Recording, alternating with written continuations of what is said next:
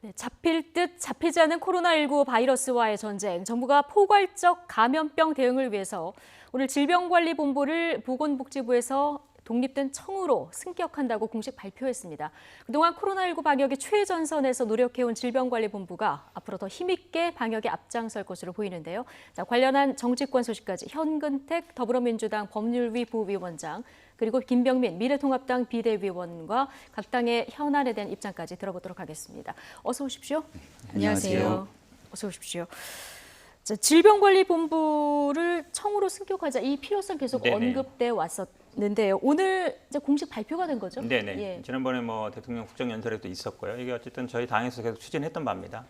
아마 많은 분들이 기억하시겠지만, 그러니까 이번에 아마 우리 정부의 이 대응이 좋았던 게 그래도 질본을 중심으로 한 전문가들의 의견을 많이 따랐다. 이 얘기를 예. 많이 하거든요. 정치적인 요소 고로 없이. 그러니까 미국하고 비교를 많이 하죠. 트럼프 대통령이 계속 이걸 정치적인 문제로 해결하려고 그랬는데 예. 그런 거에 비하면 잘 됐던 측면이 아마 이 전문가 의견을 많이 따랐던 부분인데 그렇게 본다 그러면 당연히 이번에 청으로 승직한다 그러면 예산이라든지 아니면 조직이라든지 이런 걸 독립하는 거기 때문에 앞으로 그리고 이 코로나 사태가 금방 끝나지 않을 것 같다 그러면 예. 저는 청 승격도 당연하지만 더 나가서 이제 우리 공공병원이라든지 그다음에 감염병 전문 병원이라든지 아니면 사실 이번에 보면은 대구에서 최근에도 논란이 되고 있습니다만 의사분들이라든지 아니면 간호사분들이 굉장히 희생을 많이 했거든요. 근데 그게 이제 민간에 맡겨놓을 수는 없는 것 같아요. 그럼 이제 공공의대라든지 아니면 이런 걸 어떻게 궁극적으로 책임을 져갈 거냐 이쪽으로 저는 아마 논의를 더 해나가야 된다고 봅니다. 예. 아마 국민들도 이 필요성에 공감하게 된 데는 정은경 본부장 역할도 정말 한몫했을 것 같은데 질병관리본부가 청으로 승격이 되면 권한에 있어서 어떤 것들이 달라지는 겁니까? 일단 조금 전에 말씀하셨던 것처럼 조직 인사권과 예산에 대해서 독립적인 권한을 갖게 되고요. 지금까지는 보건복지부 산하의 질병관리본부가 있지 않았습니까?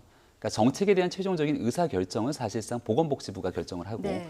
여기에 대한 집행의 기능을 질병관리본부가 담당했다 이렇게 볼 수가 있을 텐데 이제는 정책부터 집행에 대한 모든 전권을 사실 질병관리본부가 청으로 승격하면서 가지게 된다 이렇게 볼 수 있을 것 같습니다. 그러니까 매우 긍정적인 조치들을 취했다 생각하고 우리가 과거에 있었던 이 메르스 사태 때부터 이 질병 문제가 늘 터져 나왔을 때 이런 이야기들이 전문가 중심으로 나왔습니다. 네. 이제는 질병관리 청으로 승격된 것으로 끝나는 것이 아니라 사실 중앙에서는 이러한 내용들을 결정하더라도 지방자치단체에서 우왕좌왕하는 모습을 보이면 일사불란한 조치들이 이루어지지 않는데 권역별로 질병관리를 대응할 수 있는 대응센터도 추가 설립할 예정이라고 하니까 아마 이 코로나19를 극복하기 위해서 많은 국민들이 이에 대해서 호응하지 않을까 싶습니다. 예. 방역 컨트롤 타워가 어디냐? 이 코로나19 초기 때 좀 설왕설래가 그렇죠. 있었는데 네. 이제 질본에 확실히 힘이 실리는 거죠. 이렇게 그렇죠. 되면. 그러니까 처음에 나왔을 때 이제 청와대가 컨트롤 타워가 되는 거 아니냐 이런 얘기가 있었어요. 예. 근데 그 당시에도 청와대라는 건 전체적인 걸 하지만 어쨌든 실질적인 의사 결정이라는 이건 거는 전문가 이걸 따라야 된다는 게 중론이었고 그러면서 예. 이제 질본이 어찌 보면 컨트롤 타워 역할을 하게 된 것이고요. 저는 질본이 여러 가지 이 대응한 것 중에서도 정보를 투명하게 공개하는 거, 그러니까 내외신 기자회견을 매번 하고 있고요. 그다음에 네. 이런 어떤 정보를 국민들한테 투명하게 공개하는 것도 굉장히 중요하다고 보는데 그런 부분들이 많이 작용이 됐던 것 같습니다. 앞으로도 이런 기조를 더 이어나가야 된다고 보고 아마 미국의 CDC라든지 이런 걸 많이 참고를 하는 것 같습니다. 그러니까 그런 식으로 저는 나갈 걸 보고 있습니다. 예. 감염병 대응에 선제적으로 대응하겠다 이런 의지도 좀 볼 수 있는 대목인데 전 세계 경제가 지금 비상이기 때문에 지금 정부가 코로나19 경제 방역에도 박차를 가하고 있는 이런 상황입니다. 역대 최대 규모, 오늘 국무에서 35조 7천억 의결이 된 이런 상황인데요. 자, 이 추경안에 이재명 경기지사가 추경 편성하면서 재난지원금 넣는 방안을 정부에 건의를 했습니다. 1인당 네. 이번에는 20만 원씩 주자 이런 내용인데 어떻게 보십니까? 일단은 이재명 지사의 건의 사항이다 이렇게 볼 수가 있는데 이재명 지사의 얘기에는 이제 재난지원금이라는 표현보다는 재난기본소득이라고 하는 표현들을 주로 사용을 하죠. 그러니까 실제 이 부분들을 가지고 본인이 정치인으로서 사실은 활동하고 있기 때문에 이슈에 대한 좀 우선 선점을 하기 위한 노력들이 비치는 것이 아닌가라는 생각이 들기도 합니다. 우리가 지난번에 긴급 재난지원금을 가지고 지금 현재 집행이 되고 있는 과정 아니겠습니까? 굉장히 많은 국민들이 재난지원금을 받았고 네. 우리가 일반에 있는 골목 시장이나 상권들을 가보면 이 재난지원금에 대한 소비가 좀 진작되는 효과들을 충분히 볼 수 있다 생각을 합니다. 하지만 우리 정부가 가지고 있는 재원이 한정돼 있기 때문에 추가적으로 2차 이 긴급 재난지원금을 줄 수 있는 재원이 넉넉한지를 좀 살펴볼 필요가 있는 것이고요. 예. 이재명 지사의 주장과 이 논리를 근거로 생각해 보면 지금 한 번 이 긴급 재난지원금이 다 소진되고 나면 경제적인 문제가 다시 제대로 활성화될 수 있는데 한계가 있기 때문에 2차 재난지원금이 필요하다고 얘기를 합니다. 예. 하지만 지금 상황에서는 코로나19 문제가 언제 끝이 날지 아무도 모르는 상황이기 때문에 이 경제적 위기 상황 극복에 대한 보다 근본적인 처방들을 고민할 때가 아닌가라는 생각이 들고요. 현재로서는 이재명 지사의 제안이고 정부 입장에서도 이 부분에 대한 명확한 안들이 나와 있지 않는 만큼 모든 내용들을 이 코로나19의 경제 위기를 극복하기 위해서 일단 정부도 논의의 과정들을 좀 모아가는 상황이 되지 않을까 싶습니다. 예. 이렇게 전 국민 20만 원씩 주면은 대략 예산이 어느 정도나? 지금 나오는 것처럼 이제 10조 3천억 그렇죠. 예. 지난번에 아마 그 이제 가구당 지급할 때는 아마 13조 정도 들었던 예. 것 같습니다. 2차 추경 전부를 거기다 쓴 것인데요.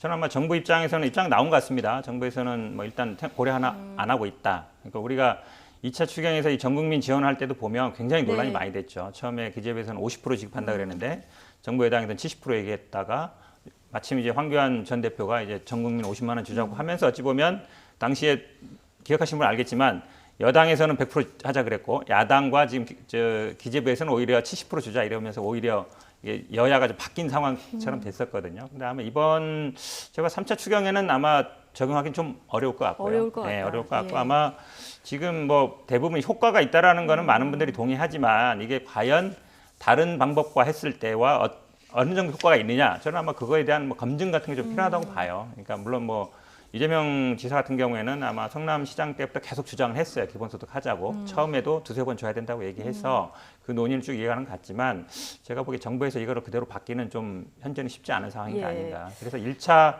이 지급에 대해서 좀 뭐 정부 기관이라든지 아니면 공공기관에 대해서 이 효과가 어느 정도인지 좀 아마 저는 아마 실질적인 좀 검증이 필요하다 이렇게 보고 있습니다. 예, 지금 현근택 위원장 얘기대로 정부는 좀 입장이 지금은 어느 정도 나온 것 같습니다. 홍남기 경제부총리 이 부분 전혀 고려하지 않고 있다 이렇게 얘기를 했는데 듣고 오시겠습니다.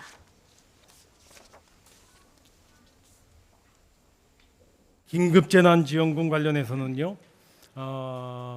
아직까지 정부는 전혀 검토한 바가 없고 뭐 제가 재정당국을 맡고 있는 입장에서는 저는 추가적인 긴급재난지원금 지급은 생각하지 않고 있다는 말씀을 제가 드립니다.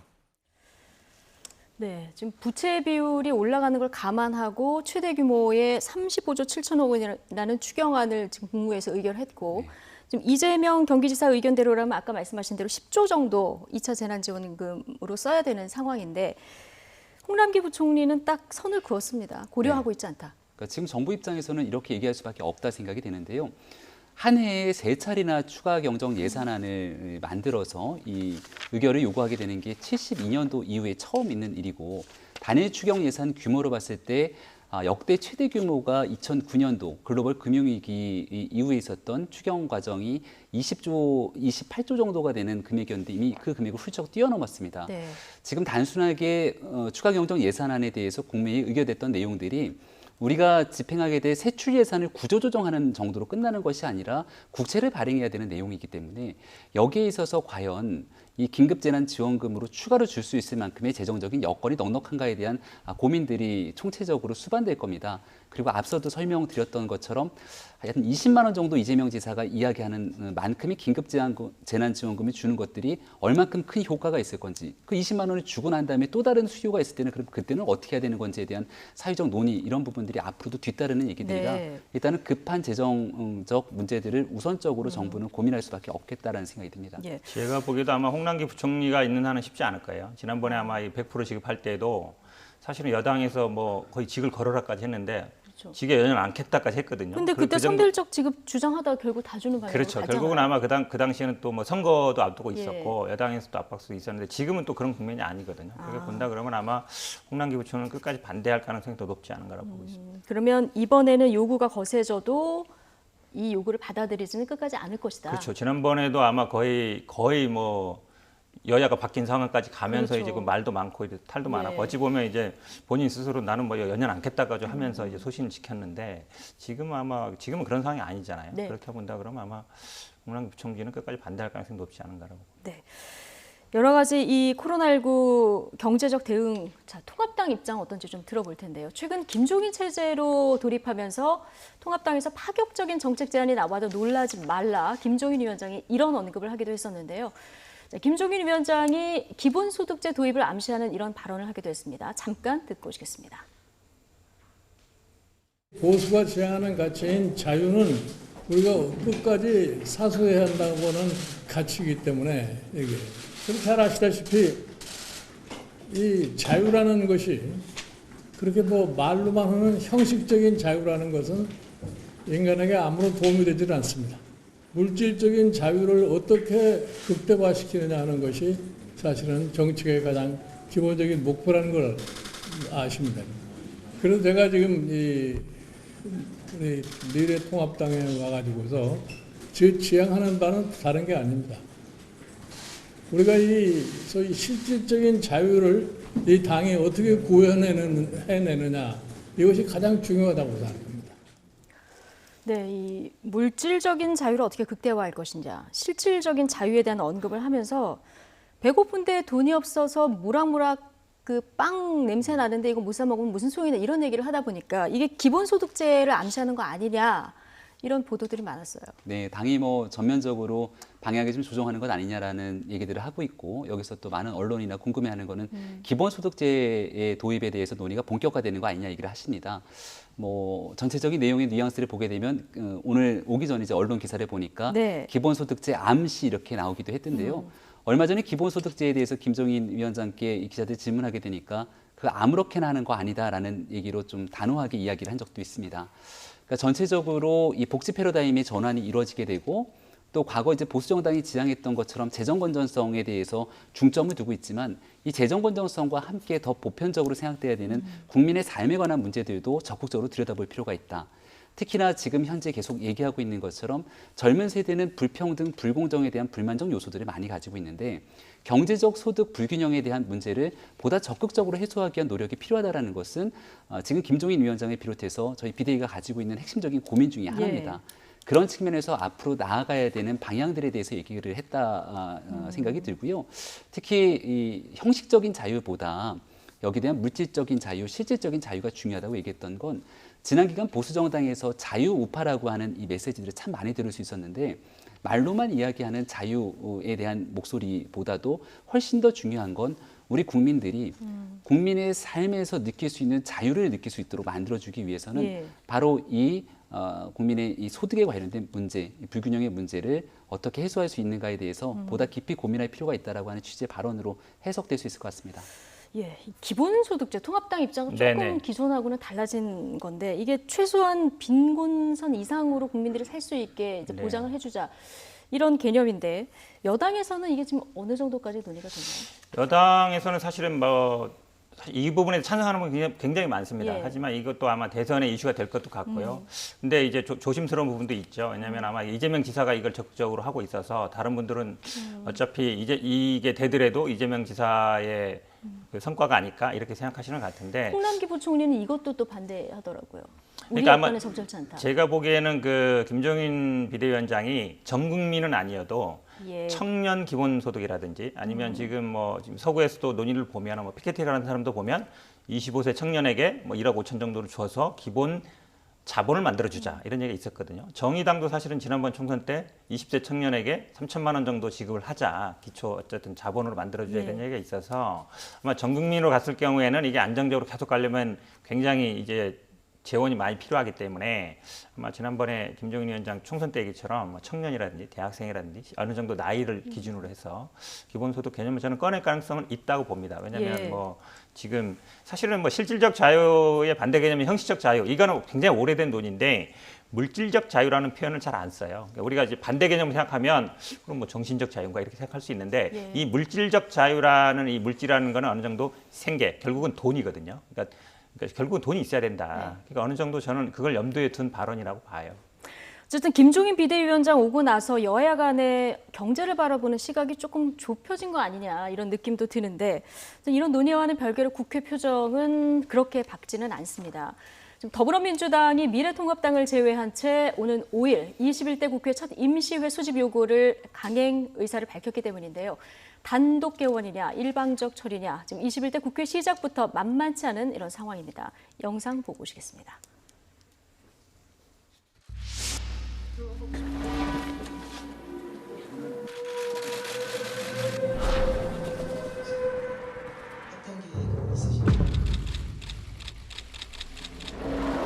법의 뒤에서 흥정하는 것이 정치인 양 포장되던 과거의 잘못된 관행을 21대 국회에서는 반드시 청산하겠습니다.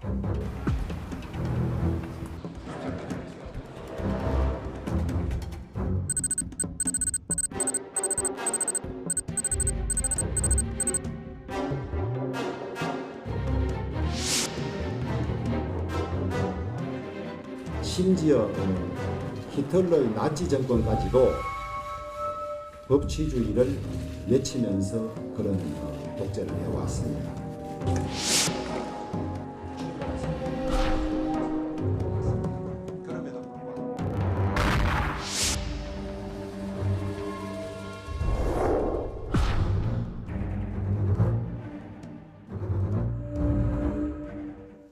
네, 결국 뭐 여야가 싸워서 국회 안 열리면 지금 자막에서 보신 것처럼 민생 법안들 통과 안 될 테고 이러면 국민들이 또 피해는 입게 되는 이런 상황인데 지금 문제는 이건 것 같습니다. 법이 정한 시한에 국회를 여는 게 먼저냐 아니면 여야를 조금 늦게 열더라도 여야 합의가 먼저냐 이 문제인 것 같은데 그렇죠. 여당은 지금 일단 지키자 이번에는. 그렇죠. 맞습니다. 예. 그러니까 결국은 이제 법과 관행 사이의 문제예요. 그러니까 그동안 어찌 보면 관행상 원구성 합의를 하고 그 다음에 개헌을 해왔는데 계속 늦어졌어요. 뭐 40일 갈 때도 있지만 몇 달 갈 때도 있었거든요. 그러다 보니까 법을 정한 겁니다.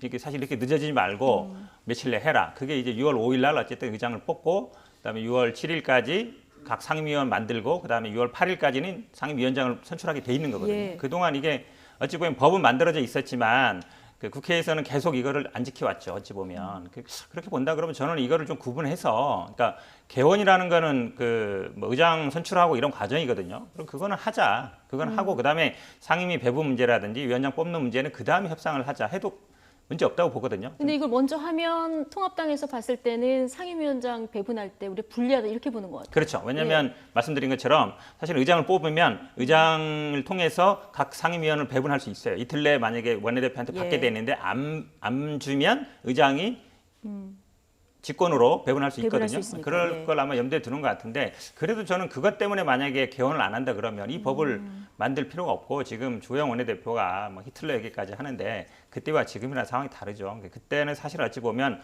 법 자체가 하나의 도구였고 이거는 그동안 하도 안 지켰기 때문에 국회 여야 합의로 해서 만든 법이거든요. 근데 그걸 안 지켜왔던 거죠, 그동안. 그러니까 법이 있음에도 불구하고 관행을 어찌 보면 우선시해왔던 건데 저는 국민들이 아마 그런 생각할 것 같아요. 아니 국회의원들도 법을 안 지키는데 왜 우리 보고 법 지키라고 하느냐 이런 생각을 안 할 수가 없거든요. 그렇게 예. 본다 그러면 그래도 이런 어떤 관행을 이 개헌을 신속하게 하기 위해서 법을 만든 거기 때문에 전부는 아니지만 어쨌든 개헌 정도는 예. 해야 된다라고 보고 있습니다. 개원은 이제 시한에 맞춰서 이제 관례보다는 네. 이게 먼저다라는 얘기를 해주셨습니다. 통합당에서는 의회 독재를 꿈꾸는 거냐 이런 반발 목소리가 나오는데 지금 보셨다시피 법여권하면 188석이에요. 예. 전략은 뭘까요? 사실 좀 상호 신뢰가 전제됐으면 보다 원활한 협상이 되지 않았을까라고는 아쉬움이 있는데요. 네.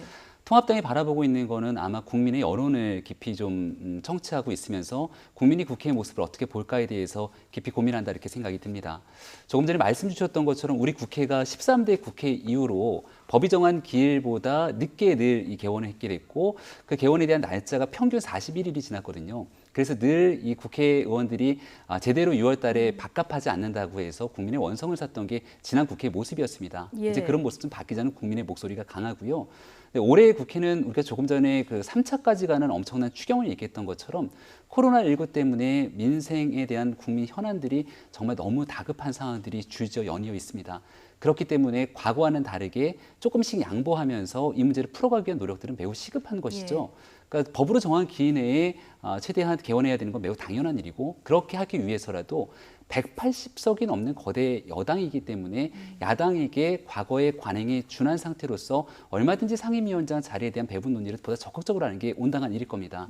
우리가 왜 영화 제목 중에 지금은 맞고 그때는 틀리다라고 하는 영화 제목이 있는데 우리 대한민국 국회 모습이 늘 그 영화 제목과 예. 똑같습니다. 18대 국회의 모습에 보면 지금의 집권 여당이 100석이 되지 않았던 때가 있었고 그럼에도 불구하고 그때 100석이 되지 않았던 야당이 법사위원장 등 주요 이 상임위원장 자리를 가져갈 수 있도록 배분하고 시간은 조금 걸렸음에도 불구하고 그때 투쟁하고 서로 싸웠던 모습들을 복귀해서 21대 국회에 적용해 본다면 언제든지 세월이 지나서 여야의 상황이 바뀔 수 있으니 국민의 눈높이에서 이 부분에 대한 속히 빠른 협상을 진행하는 것이 온당하다고 생각합니다. 예. 핵심적인 것처럼 사실은 이제 법사위원장이 제일 중요해요. 지금 예. 제일 관건인데. 예결위 법사위 두 개가 그렇죠. 분명히 예결위보다는 그래도 법사위가- 법사위가 더 중요하죠. 예. 왜냐하면 뭐 그동안 근데 이제 자꾸 이제 야당이 관행이라 그러는데 20대 전반기에는 권선동 의원이 했거든요. 그러니까 어찌 보면 그동안 관행했다는 건 저는 맞지 않다고 보고 사실 여기에 이 체계 자구 심사권 폐지는 제가 보기에 뭐 공감대는 있다고 봐요. 그러니까 이걸 빌미로 해서 뭐 모든 법을 다 심사하고 상임위에서 거친 거 다 그러면 심사하고. 체계자구 심사권을 없애자 여기 동의가 이루어지면 이거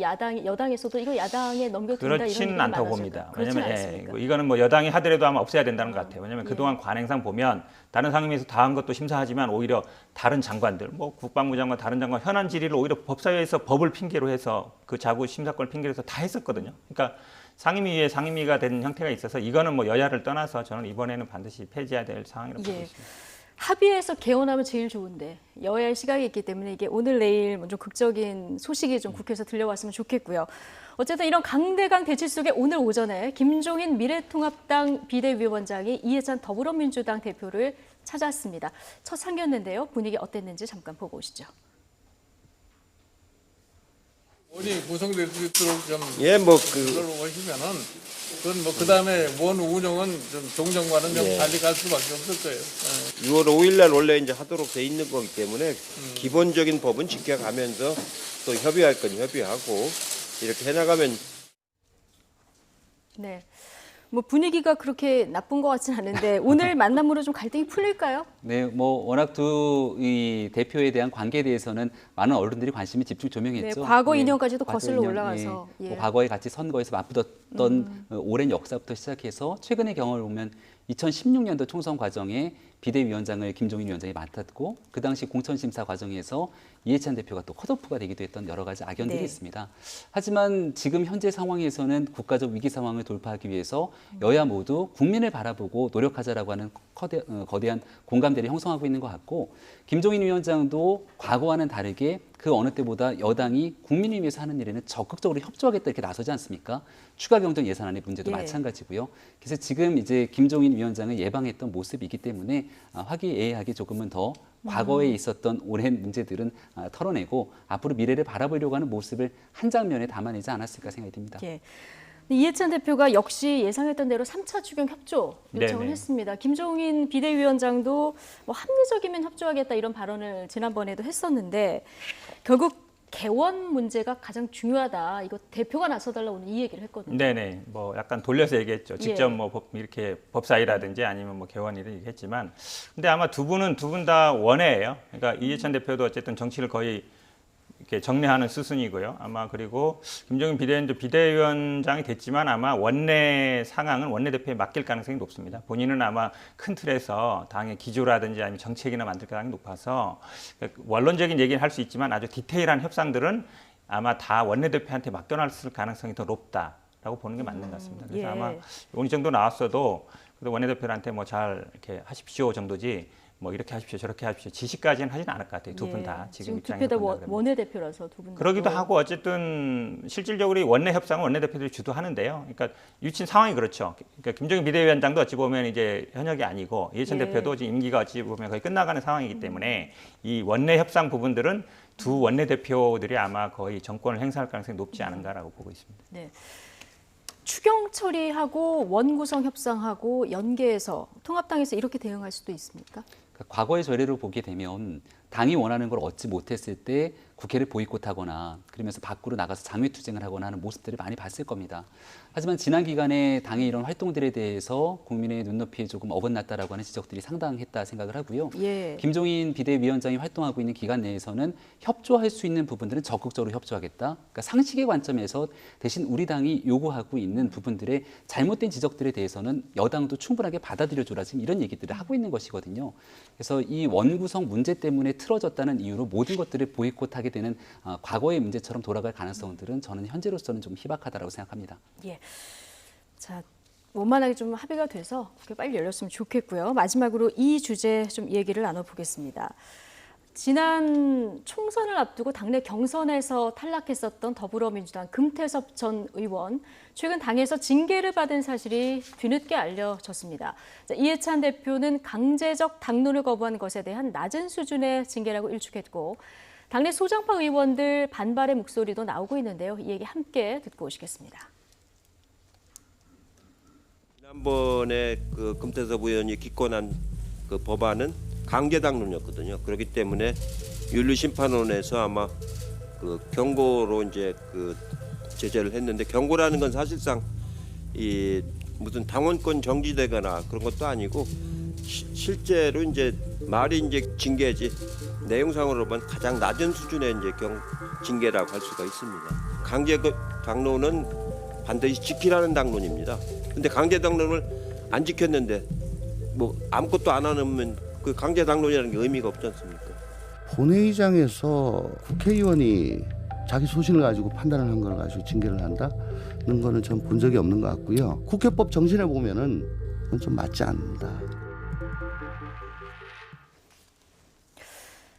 할 때는 이제 금태섭 그렇죠. 전 네네. 의원이 공수처 설치 법안에 기권표를 그렇죠. 던졌기 때문인데요. 예, 일단 이해찬 대표 지금 얘기 듣고 오셨는데. 네네. 예. 이거를 많은 분들이나 아니면 많은 언론들이 이제 헌법에 보면은 국회의원의 양심에 따라서 직무를 수행하게 돼 있고, 그다음 국회법에 보면은 당론에 관계없이 본인의 양심에 따라 하게 돼 있어요. 네. 결국은 아마 헌법과 국회법과 이렇게 한쪽에 있고 나머지 이제 당론을 따르는 게 이제 어찌 보면 당헌 당규로 얘기하고 있는데, 그래서 당연히 헌법과 법률이 우선하죠. 당헌 당규라는 거는 어찌 보면 정당 내에서만 효력이 있는 것이고 대외적인 네. 효력이 없는 거니까 네. 그렇게 보면 안 되고요. 오히려 정당의 자유, 그러니까 정당의 자유라는 게 헌법에 규정이 있거든요. 정당의 자유와 국회의원의 어떤 역할, 그걸로 봐야 돼요. 그러니까 과거에도 그럼 현재 한 목소리를 내게 하는 것도 정당의 자유. 아니죠. 그러니까 어떻게 여기서 정당의 보시나요? 자유라는 거는 예. 당론을 정하고 네. 그거에 대해서 어느 정도 따르게 하고, 만약에 안 따랐을 때는 어떤 조치를 취하는 거. 그게 예. 이제 정당의 자유라는 건데, 예전에 아마 2003년에도 이 김홍신 의원 사건이 있었는데 그때는 물론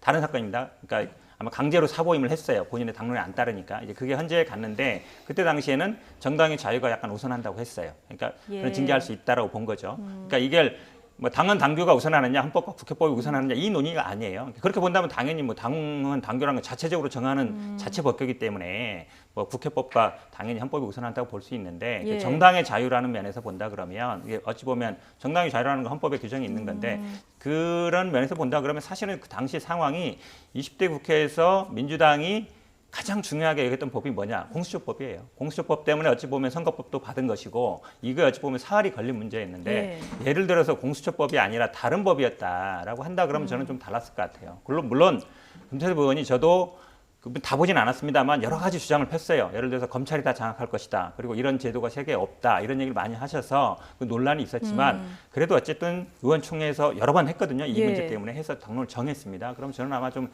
따라준 게 맞다라고 보고, 사실은 뭐 혹자는 왜 이미 낙천을 했는데 왜 징계까지 하느냐 이런 분들이 있지만, 이거는 당원들이 요청을 한 거예요. 당원들이 징계를 요청했는데 또 그거를 아무 일이 없던 것처럼 넘어갈 수는 없는 거거든요. 그래서 저는 아마 재심이라든지 아마 이걸 통해서 법적인 논란을 끌고 가면 뭐 다시 뭐 헌재에 갈 수 있는 것이고요. 아마 예. 법적인 논쟁도 될 수 있지만, 지금은 제가 보기에 뭐 아무것도 안 하기는 그럴 수는 없는 상황이라고 봅니다. 조응천 의원은 자기 소신 가지고 판단한 걸 가지고 징계를 내린 걸 본 적이 없다. 이게 국회법 정신에 맞냐, 이런 얘기를 했고, 박용진 의원은 또 그 헌법, 아까 말씀하신 헌법 46조, 국회의원은 국가이익을 우선해서 양심에 따라서 직무를 행한다. 여기에 어긋나는 좀 따져봐야 된다, 이런 얘기가 나왔거든요. 이런 발언들 그리고 앞서 이제 형문택 위원장님도 부위원장님도 얘기해 주셨는데 어떤 가치가 먼저 가야 되는 겁니까? 저는 더불어민주당이 이 문제를 두고 앞으로 상당한 후폭풍이 좀 시달리지 않을까라는 생각이 듭니다. 지금 벌써 180석이 넘는 거대 여당이 돼버렸거든요. 근데 앞으로 이 사건의 기준에서 국회의원의 의정 활동에 앞으로 많은 표결들을 하게 될 건데 예. 금태섭 의원의 사안에 준해서 만약에 민주당이 움직이게 된다면 과연 민주적인 의사결정을 허용하는 정당이 맞는가에 대한 여러 가지 딜레마에 쌓이지 않을까라는 생각을 갖고 있고 지금 금태섭 의원이 재심 청구를 했다 그러고 네. 관련되는 내용들을 쭉 살펴보니까 이게 진짜로 당론에 따르지 않았던 이유만으로 이 징계가 결정된 것인가에 대한 의구심이 좀 든다는 거죠. 그러니까 금태섭 의원 같은 경우는 공수처에 대한 반대 여론을 이미 진즉부터 표현했던 바가 있지만 어찌 보면은 공수처에 대한 반대보다 훨씬 더 핵심 지지층으로부터 문제 제기가 있었던 건 조국 전 장관의 사태를 둘러싸고 있었던 많은 언행들과 발언들, 행동들 때문이 아닌가라는 생각이 들기도 합니다. 즉 금태섭 의원의 얘기에 따르면 당론을 따르지 않았다는 이유만으로 징계를 할 거라면 당론으로 결정이 됐는데 표결철에 참석하지 않은 의원은 그럼 어떡할 거냐. 왜냐하면 기존에 당론으로 정해졌지만 그 본회의장에 참석하지 않음으로 인해서 찬성표를 던지지 않은 의원들이 상당했다라는 겁니다. 예. 그럼 그런 경우 속에서 징계를 하지 않았는데 이번 건에 과거까지 한해서만- 돌아가면 예, 과거까지 예. 돌아가면 왜 이번 건에 대해서 이렇게 징계를 해야 되는지를 묻는 것이고 지금 얘기하고 있는 당론에 준해서 징계 절차에 회부될 수 있는 것은 국회의원과 당원들을 따로 분리시켜 놨는데 국회의원에 준하는 본인의 의사결정과 이 표결 과정을 이런 식으로 적용하는 거에서 이해하거나 납득할 수 없다는 얘기를 하게 되죠. 그러니까 지금 뭐 헌법과 국회법 그리고 당원 당규에 배치되는 문제들을 얘기했습니다만 가장 기본적인 건 저는 국민의 상식이라고 보거든요. 국회의원은 개별 한 명 한 명이 헌법기관으로서의 직무를 수행하고 있고 헌법이 규정하고 있는 것처럼 국가의 이익과 양심에 따라 투표를 하게 되고 그래서 그 사람에 대해서 유권자들은 우리 대의 민주주의를 위해서 그 사람을 국회에 보내는 것 아니겠습니까? 근데 만약에 이렇게 당론으로 정해진 결정에 따라서 무조건적인 표결을 강요당하게 된다면 과연 이런 방식으로 국회의원들, 수많은 국회의원들, 180명이 넘는 국회의원이 뭐 때문에 필요한 것인가라는 문제 제기에 직면할 수도 있기 때문에 저는 굳이 여기서 징계라고 하는 결정까지 내려가면서 이 논란의 한복판 중심에 민주당이 설 하등의 이유가 있는가라는 생각이 듭니다. 이미 경선에서도 탈락했는데. 조금 보충하면요. 예. 사실은 이제 금태섭 의원이 어떻게 얘기했냐면 내가 사전에 안 될 것 같으면 찬성하겠다. 하지만 뭐 문제 없으면 기권하겠다라고 원내대표한테 원내 지도부한테 얘기를 예. 했다는 얘기인데 그 얘기 뭐냐 반대로 해석하면 찬성할 수도 있었다는 얘기예요. 예. 그렇잖아요. 이게 절대적인 소신이라 그러면 나는 끝까지 무조건 기권하겠다 얘기해야지 상황에 따라서 바뀔 수 있다라고 얘기할 필요가 없잖아요. 그리고 아마 이 조홍천 의원은 뭐 지지하는 것 같지만 조홍천 의원 같은 경우에도 당시 어찌 보면 공수처에는 본인 소신은 약간 저는 뭐 반대쪽에 기울었다고 저도, 보는데 예. 그래도 어쨌든 당론 정하니까 투표할 때는 찬성을 했거든요. 그러니까 그게 저는 좀 차이라고 봐요. 그러니까 본인이 선택할 수 있는 상황에서 선택한 거라고 본다 그러면 말씀하신 것처럼 본인이 어떤 양심의 자유에 맡겨서 이거를 절대적인 소신으로 갖고 있었던 건 저는 아닐 수도 있다고 봅니다. 예. 금태섭 전 의원이 경고 유감이라는 글을 페이스북에 남겼더라고요. 14년 전에 검찰 개혁 주장하면서 신문에 이제 기고를 했는데 이것 때문에 경고를 받았는데 지금 민주당에서도 똑같은 자기가 다른 소리를 내고 경고를 받으니까 이게 만감이 교차한다 이런 얘기예요. 개인적으로 이 발언에 대해 이 얘기에 대해서는 어떤 본인의 느낌이십니까? 입장에서는 할 수 있는 얘기라 봅니다. 예. 말씀하신 것처럼 아마 검찰에서 나올 때도 약간 소신 발언으로 인해서 뭐 징계를 받으면서 나왔는데요. 근데 뭐 그렇다고 해서 아마 이분이 뭐 이런 어떤 자신의 처분으로 인해서 예. 뭐 당을 나가거나 저는 뭐 그러진 않을 거라고 봐요. 본인의 예. 정치적인 역할은 있다고 보고. 근데 뭐 저는 이런 문제는 저는 아마 재심으로 가고 그 다음에 징계 확정되면 뭐 헌재로도 갈 수 있다고 보는데요. 아마 법적인 걸로 끌고 가도 저는 가능성은 있다고 봐요. 왜냐하면 이게 어찌 보면 말씀처럼 개인의 소신과 어떤 정당의 어떤 자유와 이런 거와 이제 충돌하는 부분이 있기 때문에 뭐 논쟁은 될 수 있다고 보는데 그렇다고 해서 지난번처럼 검찰 나왔을 때처럼 뭐 당을 나가거나 이러진 않을 걸로 보고 있습니다. 예. 제가 자꾸 형문택 위원님한테 여쭤보게 되는데 금태섭 전 의원 지역구에 도전장을 냈었던 김남국 네네. 의원. 자, 나는 어제 인터뷰에서는 금태섭, 박용진 의원처럼 소신 있는 그런 초선 의원이 되겠다 이런 얘기 했는데 오늘은 또 당론이 결정됐는데도 끝까지 옳다고 하는 네네. 것은 바람직하지 않다 이런 인터뷰를 했습니다.